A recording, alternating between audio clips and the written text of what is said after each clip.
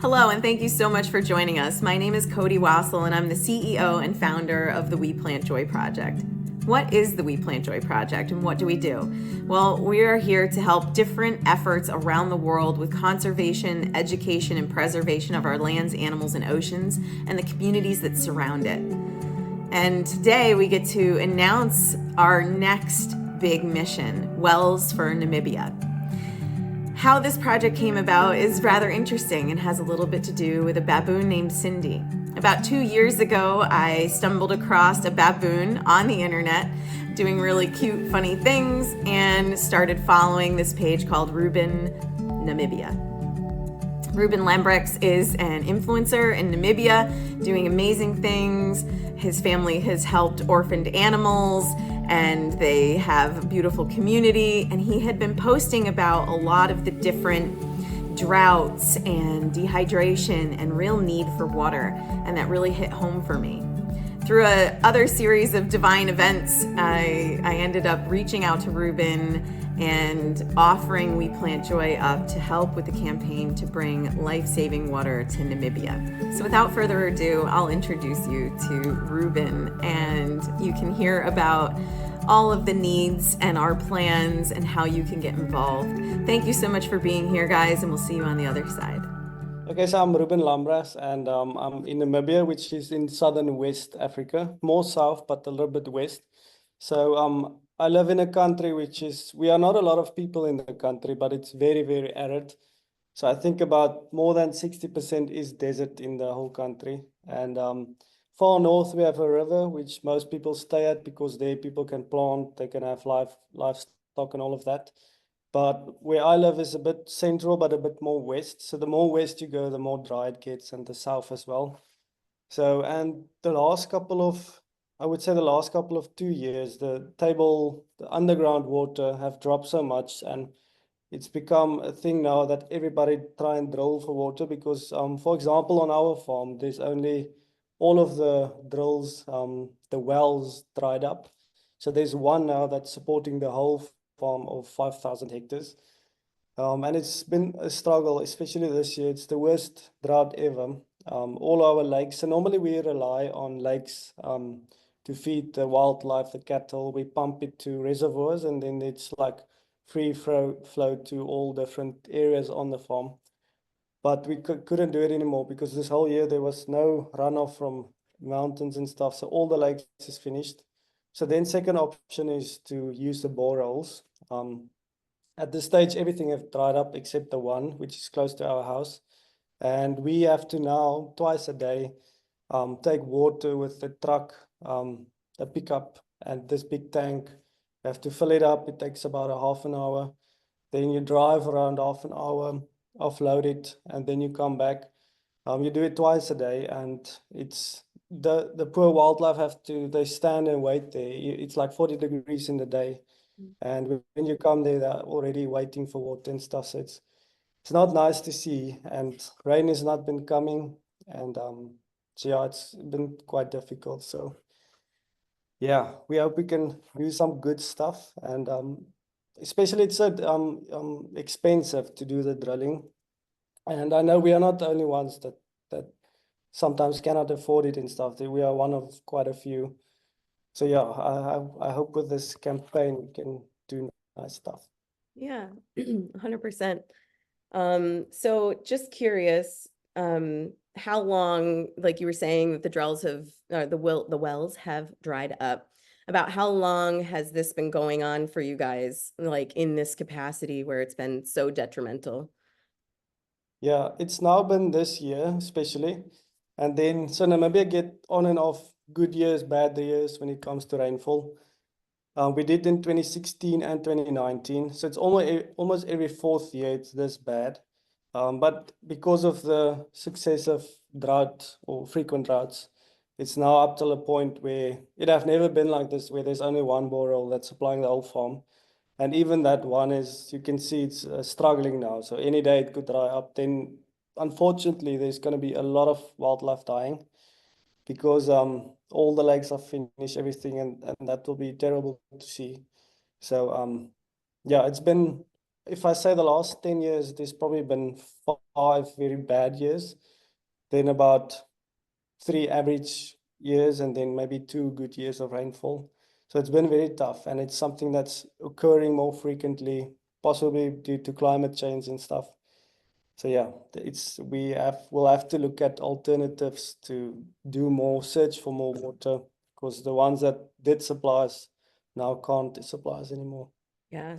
And I imagine that, like, to think that the supply of water that you use for your family and your farm, and then also that you're sharing with wildlife, could literally be gone any day has got to be very scary. Yeah. Like, I can't even imagine like what that feeling is. Mm. Also There creates was, a little more emergent and urgent need for the ability to get more wells drilled and things. And so can you walk us through, like, so what would, what is the process of drilling that you've seen? How do they find places to drill for you guys that can supply water? And what would 3 wells do for you guys and your community? yeah. So normally there's all different techniques how they find water. I don't know if you have heard about it, the drowsing. They walk with sticks. Yeah. Some walk with coconuts and it falls over. So I'm not going to go in depth there. I don't understand it. But wait a second, Ruben, does, like, I've heard about it and I've seen people use sticks before. Like, have you seen it and it worked? Yeah, Isn't it that didn't work. crazy? Like, I cannot understand it, but some three different people that didn't know of each other. At this time, at the exact same place, they showed a place. So they must be strong. You can see how it, I still even have videos. The stick goes like that. So 3 different ones on the same place, but now we couldn't afford it to do that hole. So I'm very curious to see what is down there. Maybe it's the strongest water we've ever seen. But yeah, so what they do is then they have this big trucks they bring on the farm, and then they start drilling. I think it's 4 meters. I don't know how much it in your feet and stuff, but it's 4 meters, one pipe. And then on top of each other, they drill it all the time. And then at our area, we have to go up to 150 meters to start finding water. And then it might not be strong. Some places it might be strong. It all depends. So, but we have to go very deep because our elevation is so high. Yeah, so that's what they do. And when they do find water, you put like a pump there, and then you would pump it out either with solar panels or electricity. And yeah, I remember I think it was 2019, we had to bath in the swimming pool. We didn't have water in the house. We had to get water from town for us to drink. We had to skinny dip each night in the pool for a couple of months. And then we had to fetch water from the neighbor's farm because ours was just finished to supply the wildlife, the cattle. You just throw it out there and they just drink it up, and you have to go again and again. So that was also terrible. And it's the same than this year. So it's happening more and more and more. yeah.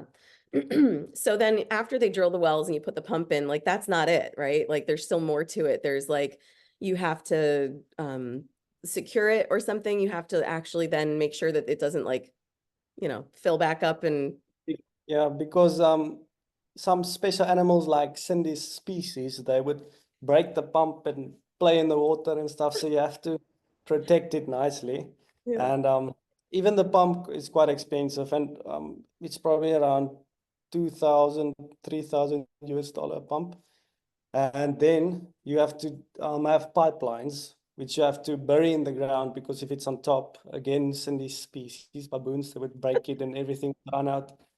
So they are very naughty, and then also porcupines will bite it and stuff. So you have to sometimes for kilometers, like 10 kilometers, you have to bury it in the ground. And our area is as hard as rocks. You have to really, it's hard labor. Because it's So really dry, and so it's all gotten, and it's very clay-like there, isn't it? Like, when it, like, it's it, very rocky. So yeah. it's clayish and also rocks, like everywhere, very hard soil. Yeah. Yeah. Naughty baboons. They're making life more difficult. Yeah, yeah. Hey guys, I'm trying to get you water. No, it's cool. We're playing. Meanwhile, it's them that's causing all the water problems. You never know. You never know. There's somewhere they're just drinking up all the water. I mean, I did hear that sometimes they get into like some trees or things that like they eat the berries and they get all drunk and wacky. Like, is that a real Yeah. thing? Yeah. Yeah, you call it marula seeds, and when it falls in the ground and the sun bakes on it, and elephants and baboons eat it, and they get having a nice party around Yeah. that tree. Well, little psychedelic animal party. Yeah. Oh my gosh. I know that had nothing to do with that, but I just thought of it. So guys, if you're listening, this is Ruben. He's from Namibia.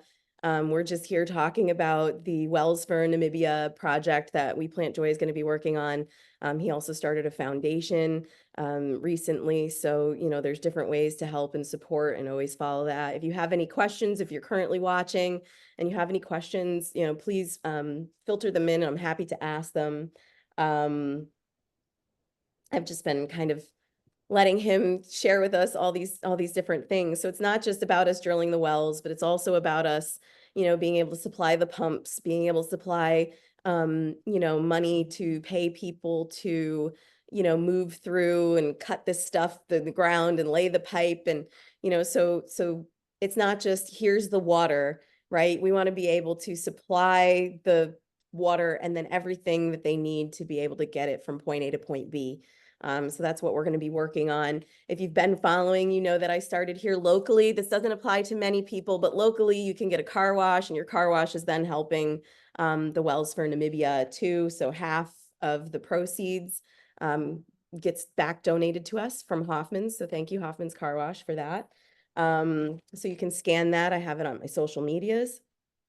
Don't forget to follow Ruben. I'll add all of the links and follow things in the comments below once I'm done, because it never works when I try to put it in there before I go live. So I just always go back and I add them all in. So yeah, so tell us a little bit about, I know you were talking about how you had a tour company and things, because the other cool thing that We Plant Joy does is eco tours. And the reason that we like eco tours is because we want to bring people to the places that they have helped themselves. So this connects people in a different way. So people can come with me and they can meet Harry and Sally. They can experience the land and the animals around it. And then you guys, it also turns out that Ruben has a travel agency thing where we can in fact bring you with me out there, and you can actually potentially see these wells that you helped dig and create. And so tell us a little bit about the travel agency portion. Yeah, so that would be very nice if the people that do help come and see what they did for us and Yeah. everybody else.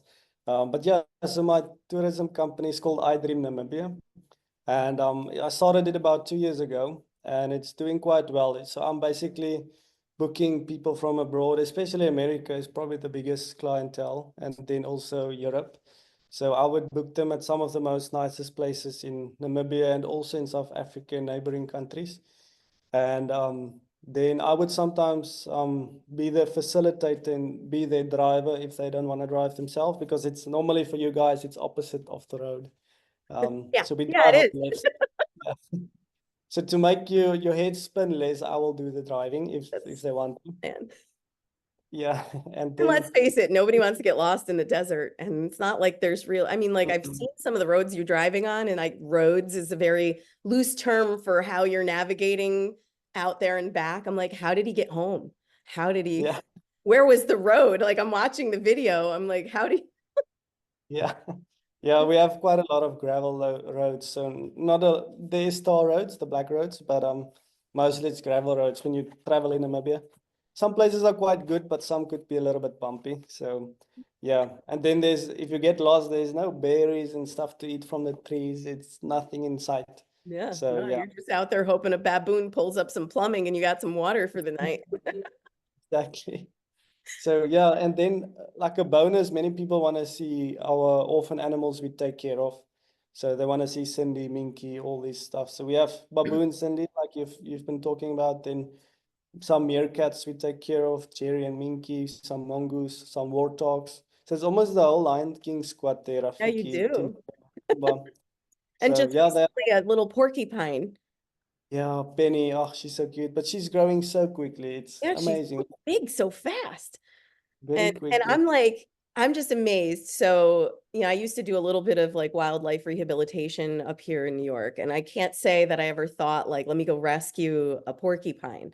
I would have if it needed it, but I'm so curious. So, can they not eject their porcupines No, yet? yeah, no, many people think they can, but it's actually not true. What they do is because they would, if they touch you, it would like almost suck on you, and then it would stick there. But it's not true that they can shoot it actually. Yeah. Yeah.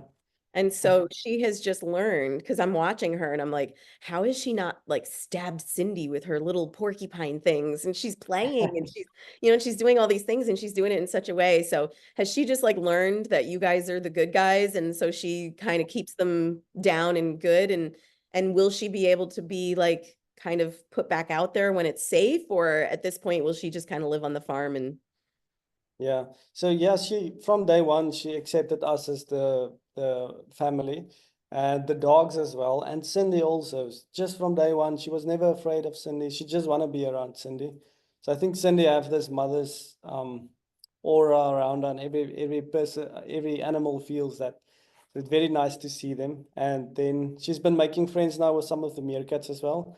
The mongoose are still a bit territorial, so they would chase poor Penny.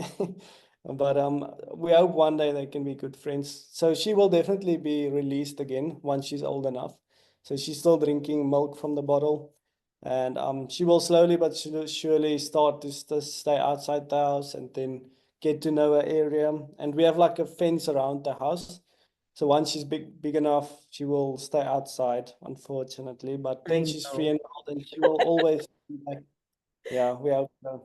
Yeah, no, it's so cool. I love I love watching how they come in because there's always something, and just even like being connected to you and like and I watched some of the videos of like when your mom was talking about how she rescued Cindy. And so, when I talk about the We Plant Joy project and the type of people and communities that I want to support and help, it's people that are like you, like your family, that have good hearts, that are, you're doing what you can too.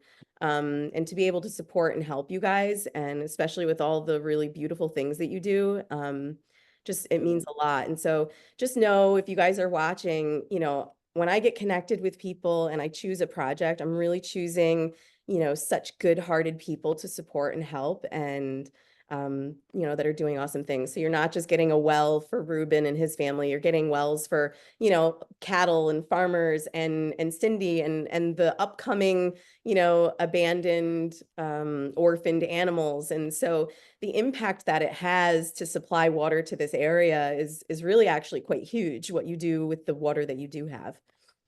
Yeah, there's even, to add to that, there's even some of the tribes in Africa, because over the years it have become so dry that they have to walk, for example, 1 hour somewhere else with a can just to get water and go back to their houses each and every day.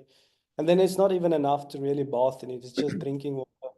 So there's a big need. Like we could go on forever. There's so many villages that need help. So it's not just us and people around me. It's even far north in the country, far south. So it's water in Namibia is such a luxury almost. If you have water, you are very fortunate.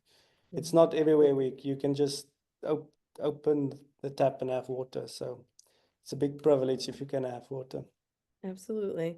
And so hopefully, guys, I talked about the village driller and there are some places that will work for. And so I, also talked to Ruben about, connecting with other families and places that drill may work for them. So there will be some like back scene things where, we're helping connect them. But, we're going to focus on this project first, but just know that, every share of this video, every like, every subscribe to not just my channel and things, but to Ruben's, to, merchandise. There's Cindy merchandise. And there's, and there's going to be, We Plant Joy things that you can buy. And there's going to be different, activities, online fundraisers and events and trips and eco tours, all of these different things. If something's calling to you, please just reach out to me. I'm happy to connect you in any way with any of those things, and know that every share, every like, all of that means so much. And so even if you can't like monetarily contribute, just know that sharing it may bring it to people who can. Maybe you work for a corporation that has conservation kind of on its list of things that it wants to do and move into, and they would like to donate on a larger scale. You know, share this with your boss, share this with your friends. You know, you really can make a difference. And I say that because I started We Plant Joy with nothing. I had like $200 in my bank account, and I raised money to help bring 2 elephants together and made it out to South Africa. And it's not like I was made of money. So if ever you're thinking that you don't have enough to make a difference, just know that you do, because you have a voice, you have a like button, you have a share button, and you have people like Ruben and I who just need you to share it, and then we can do the rest. You know, so know that we're here and we value you and we appreciate you and everything that you are doing and watching and sharing. And just, you know, before we wrap it up here, is there anything else that you would love to share or that's on your mind or heart with the We Plant Joy followers or anybody else that's watching? Yeah. No, you said it perfectly. I also feel even if people cannot contribute with money, they can do share, like, and even that means so much. It means that it will reach people that can help us. Yeah, so I would be honored to help our farm and people across Namibia if we all can make a big difference.